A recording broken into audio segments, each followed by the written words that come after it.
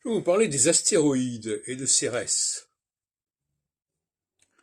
Vous savez qu'il s'agit là d'astéroïdes qui se situent entre Mars et Jupiter. Et si Cérès, si on dit souvent que ce sont les débris d'une planète éclatée, etc.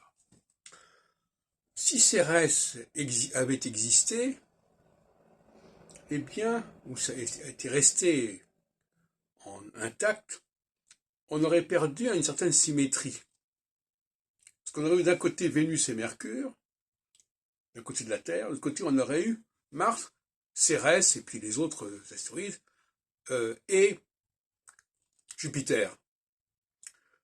Et donc, bon, et puis entre les deux, aux extrémités, il y avait la Lune et Saturne. Bon, donc, il y a quelque chose là qui a été supprimé pour que il y ait un équilibre, qu'il y ait une symétrie. Alors vous allez me dire, mais qui est-ce qui a supprimé ça?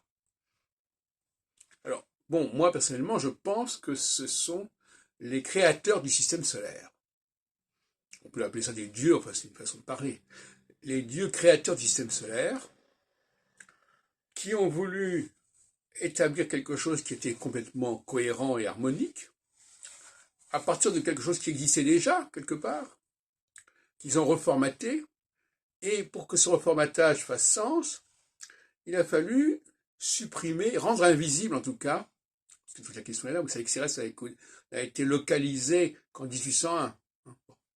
Et donc pendant toute la période précédente, on ignorait son existence. Donc finalement, il est devenu, c'est un astre invisible.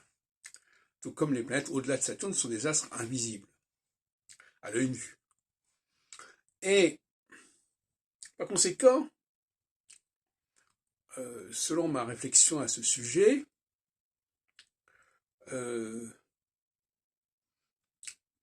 peut pas dire non plus que le choix de Mercure, Vénus, Mars et Jupiter soit complètement déconnecté par rapport aux planètes. On ne peut pas penser comme ça. Ça ne veut pas dire du tout que ce soit des planètes qui doivent agir, mais elles doivent symboliser quelque chose, elles doivent symboliser la structure quaternaire des saisons terrestres. Puisque nous avons 4 astres, Mercure, Vénus, Mars, Jupiter, donc on est dans le 4. Et ça explique pourquoi les astronomes ont nommé ces astres. D'ailleurs, peut-être que ces astres avaient déjà ces noms-là, en fin de compte. Mais encore une fois, c'est pas parce qu'ils avaient ces noms-là qu'il fallait les utiliser pour l'astrologie au sens premier du terme. C'est-à-dire, ces planètes ont des noms, donc elles agissent. Non. Ces planètes représentent, symbolisent, sont l'expression de la structure quaternaire printemps, été, automne, hiver, point final.